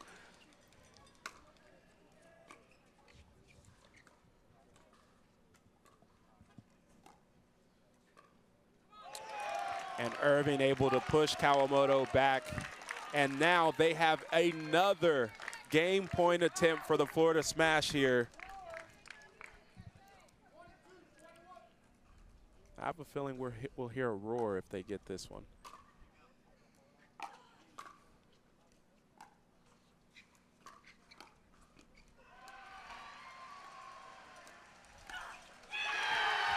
And they finish it. Jessie Irvine with the in-and-out ball as she had a beautiful reset earlier in that point. Florida Smash take this match to a Dreambreaker. They put absolutely everything into that, Brandon. And Jessie Irvine specifically, she played so many balls, her and Jackie Kawamoto, in that cross-court pattern. Neither one of them gave much up, but ultimately the Florida Smash pushed this into a Dreambreaker, and the crowd is loving it. Wow. I mean, this is an electric environment. You mentioned it. The crowd size doubled in the last 5 to 10 minutes just because of what's happening on court here. We're going to have an exciting finish. I can promise you that. We'll let these players warm up and get ready for this singles format Dreambreaker. We'll be back in a few.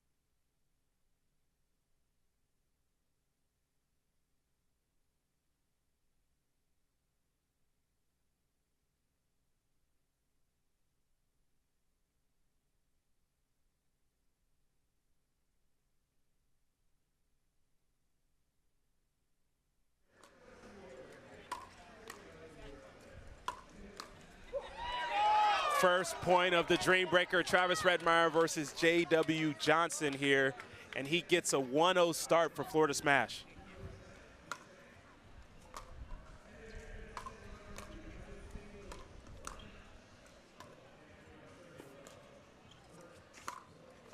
Wow, the ATP from Rettenmaier. He is amped up to start this game. And both players went line to line there. That was huge from Rettenmaier.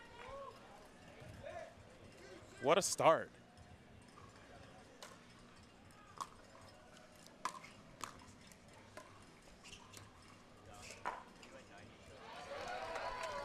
J.W. Johnson gets one back there as he goes cross court. Yeah, a little too far. Yeah, just enough spin on that to get that out of the Rettenmaier reach.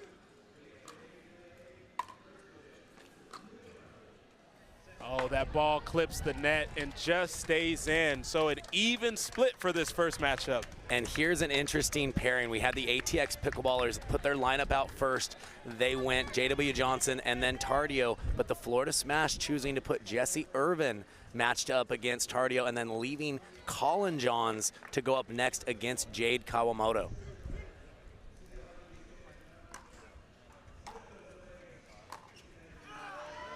Starts out well for Tardio there as he cracks a backhand down the line.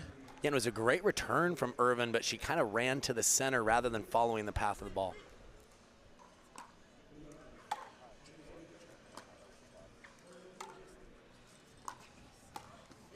Oh, Irvine working her way in. Tardio moving around with a little swag to start this off as he hits that forehand to the sideline. Yeah, I like the approach from Irvine. Just a great pass off balance there for Tardio.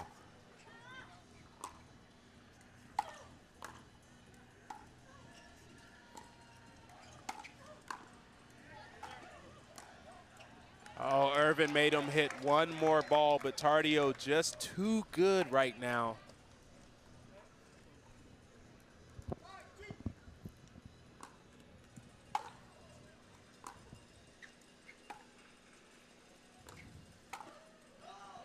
And Tardio executing on what his team believed in him for, which is to go out there and grab 4 of these points. Yeah, and he played very smart, too, on that last ball. Could have overhit that approach. He just sliced it to the backhand, played the percentages, and it worked out for him. Collin Johns against Jade Kawamoto here. And Johns gets the first one. Most people don't know, Johns used to play a lot of singles. He's a very good singles player. If he did it more often, he would be a household name in that department as well. Misses the slice there. Maybe a chance he doesn't need a take in this matchup. Yeah, obviously he's trying to apply some forward pressure.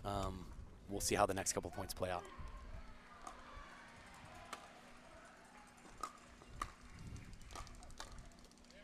Wow, great ball and approach from Kawamoto, but that last one too high into the forehand of Johns. Yeah, really important for Johns to get this next one as well and get that 3-1 in this pairing.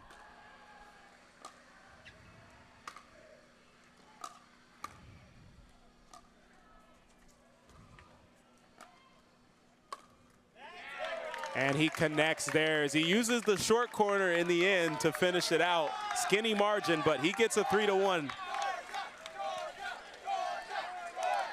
Fans chanting Jorja's name here. She steps up to the plate.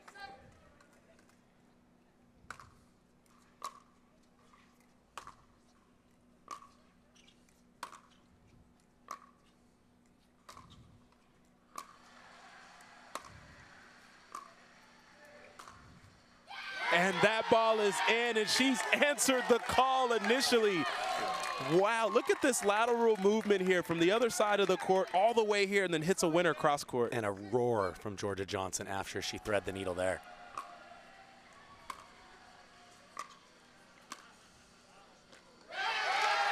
And continues with a backhand volley down the line. She's tied this up for Florida Smash here, all square at 7.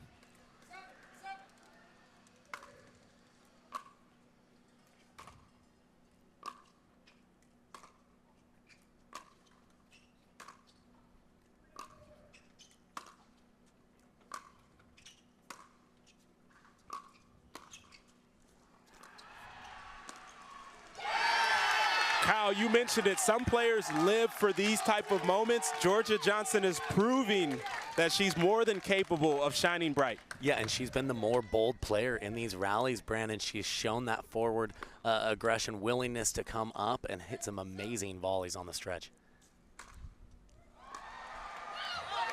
And she gets all four for her team. Pivotal moment, right? As it was a 5-7 deficit. Now they're up 9-7 with recycling and going back to Rettenmaier versus Johnson.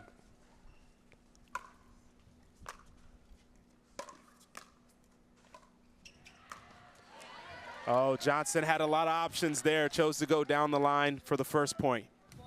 Yeah, that's huge for J.W. Johnson and his confidence. Can he bounce back as his team's top player?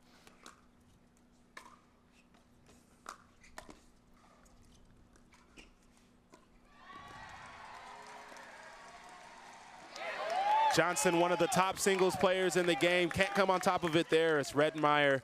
He split the first 4 2-2. He's looking to at least do the same here. Yeah, and he was a little bit behind in that point. He played very steady to bring that point back to neutral and got the error from Johnson.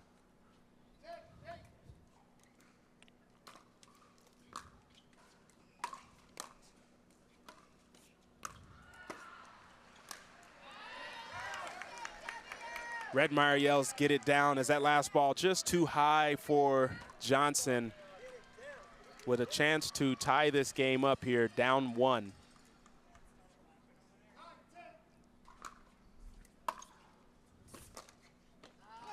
And that ball is long.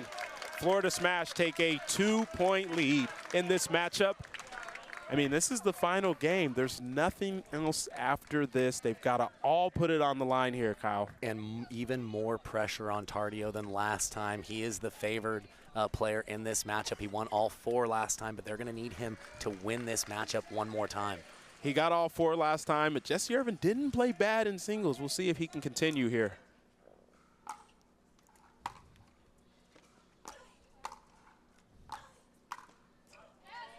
Oh, she goes for the big pass, and Tardio is there. You mentioned him being long and able to move around the court easily. Yeah, he cuts down those passing shot angles with the best of them.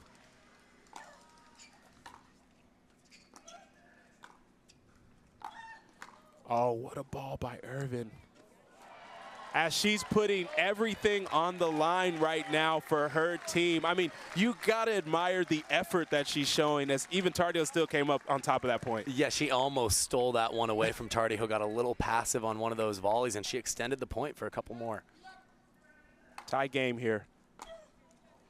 And Tardio gets a freebie off of the serve.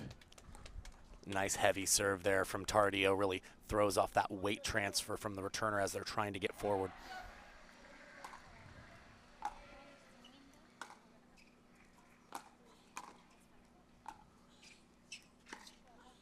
Oh, a great play by Tardio as the net helped him out, but it looked like he had the angle regardless. I think Irvine was playing some pretty good points there. Yeah, I think Irvine, all 8 points that she played, she did a pretty solid job except the one missed return, and kind of unlucky for her that she wasn't able to steal a couple of those away.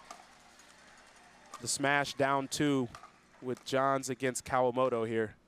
And Kawamoto comes up big on the first point with the 2-hand cross court. Yeah, leaves John's frozen. John's such a percentage player in singles. He's going to make you beat him with something great, and Jade was up to the occasion on that one.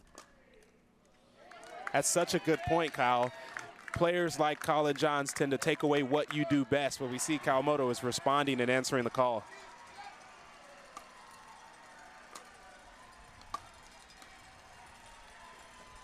Oh, the drop by Johns. Kawamoto was there. So smart, though, by Johns. He's so good in those cat and mouse, sharp angle types of singles points, and he was bringing her up to, at the minimum, play that style where he's so comfortable.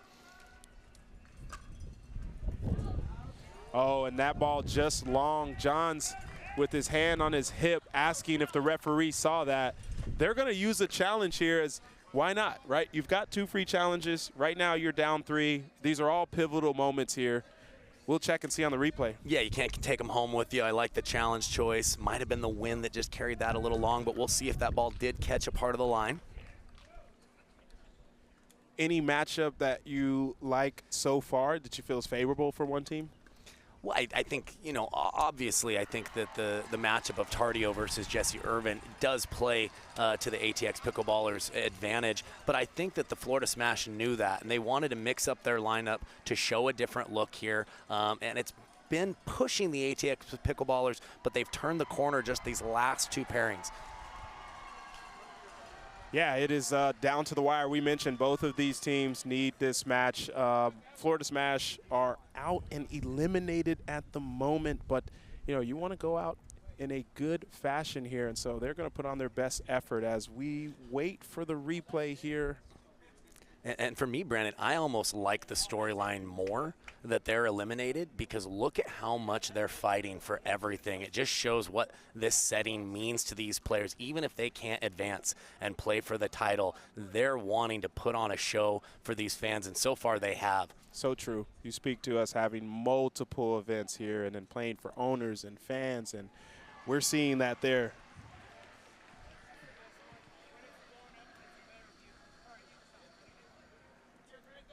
Everyone awaiting the ref's call here. Here we go. We can take a look and see.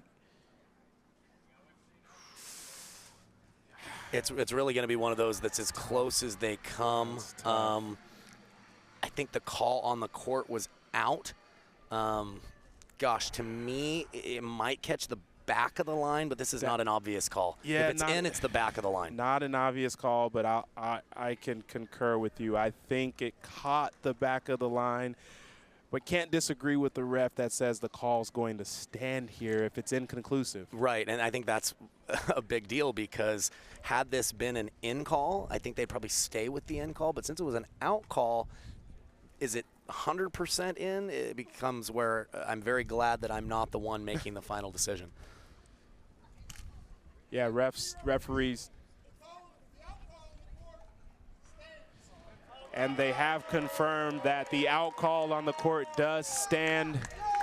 Kyle, you're right. Probably inconclusive, really too close to tell. Referees don't want to get involved into this portion of the game and let the players really figure this out.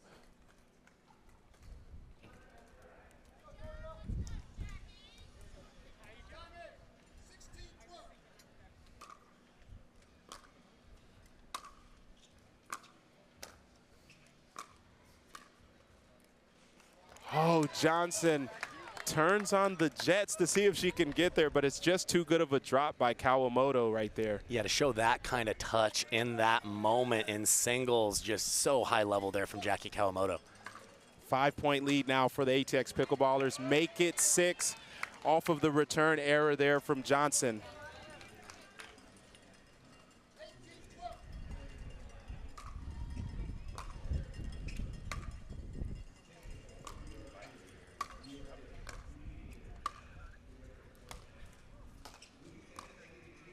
Wow, what a cut drop there from Jorja Johnson, and she was all over the court in that point. Yeah, Jackie Kawamoto had Johnson moving left and right and even having to dip for that volley, but she straightened it out perfectly.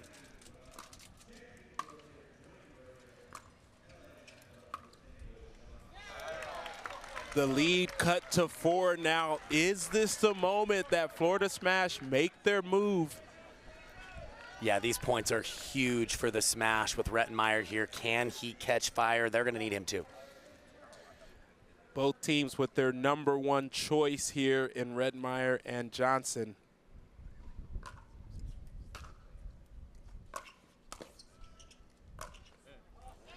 Oh, and that ball just long. I think Rettenmaier did see an opening, but overcooked it. Yeah, he hit a beautiful first backhand pass, very low to the net, but just couldn't complete the play.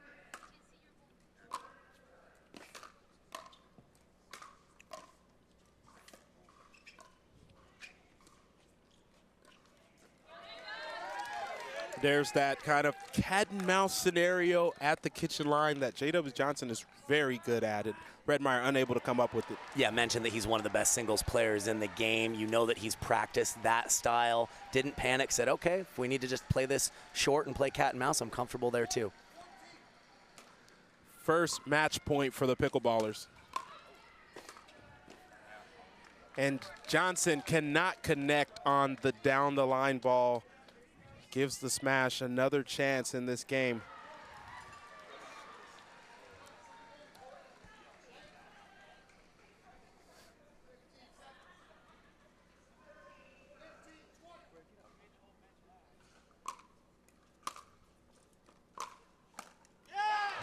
Great ball there by Rettenmaier. But it is the pairing of Tardio against Irvine, which has favored ATX Pickleballers here. We'll see if Jessie Irvine can come up with some magic down the stretch. Well, she is serving, so if she catches fire, anything can happen.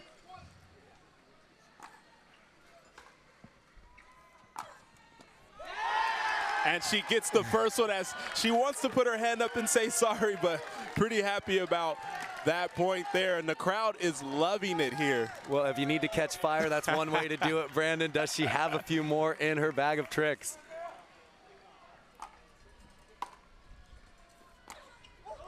Oh, and goes for the winner there. Tardio with a really great poised return. Yeah, he's got an opportunity here to be the guy for his team. Match point for ATX Pickleballers.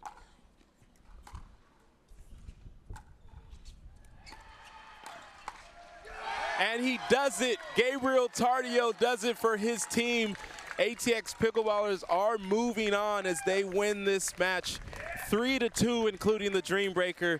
I mean, this had to have been one of the most exciting matches we've seen all week so far. Oh, totally our privilege to be on the call for this one. And again, the theme and the adjustment from the last event for the ATX Pickleballers was, could they bring more energy? They were pushed, they were in a dogfight, but ultimately they held strong and they come out the victors here. Such a fun environment. The players put on a show. The fans here showed their support. They got loud, they got rowdy. Such an awesome atmosphere. We wish both of these teams luck as they move forward. We do know for the Florida Smash, they have been eliminated, but ATX Pickleballers, they still have a chance. This has been awesome. Kyle, once again, pleasure having you here. Thanks for being in the booth, and looking forward to doing it again. Yeah, my pleasure, man. I'm sure we will, and let's just keep taking in this awesome atmosphere here at MLP in Daytona. All right, everyone, that is it for us here on Grandstand at MLP, brought to you by Margaritaville. We'll talk soon. Thank you.